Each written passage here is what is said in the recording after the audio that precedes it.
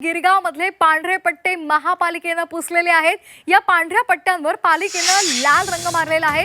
मनसे आणि शिवसेना युपीटीच्या आक्षेपानंतर हे पांढरे पट्टे हटवले गेलेले आहेत। आताची महत्त्वाची बातमी आपण पाहतोय। गिरगाव मधील पांढरे पट्टे महापालिकेने पुसलेत। या पांढऱ्या पट्ट्यांवर पालिकेने लाल रंग मारलाय।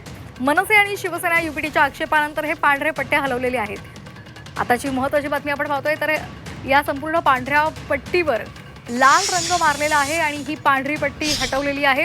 गेल्या काही दिवसांपासून पांढऱ्या पट्टीचा वाद समोर आलेला आहे। जैन धर्मियांकडून रस्त्यावर पांढरी पट्टी मारली जाते आणि त्याला सातत्याने विरोध केला जातोय। घाटकोपर, दादर आणि त्यानंतर आता गिरगावमध्ये सुद्धा हे वादाचे पांढरे पट्टे मारण्यात आलेले होते। त्यावर गिरगावकर संघटनेने आक्षेप घेतला होता। त्यावर काळ्या रेषा मारलेल्या होत्या।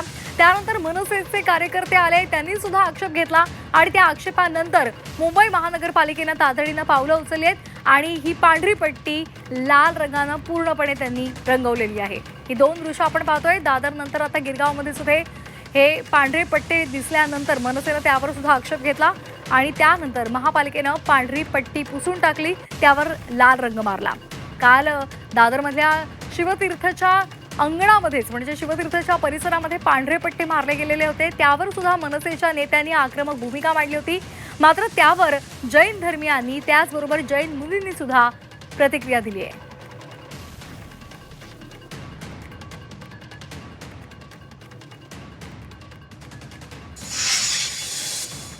काय माहिती का, दिवसेंदिवस आहे ना, हे लोकांची मस्ती खूपच वाढत चाललेली आहे। आणि काय की काल एक तुम्ही स्टेटमेंट बघितली की संदेश देशपांडेंनी जी ह्यावरती दादरवरती जो प्रकार केला त्याच्यावरती तो निलेश चंद्र मुळी त्यांना सांगतो आम्ही बांगड्या घातल्यात का? तू बांगड्या घातल्यास की नाही घातल्या आम्हाला माहिती नाही आहे, पण आम्ही तर नक्कीच नाही घातल्या।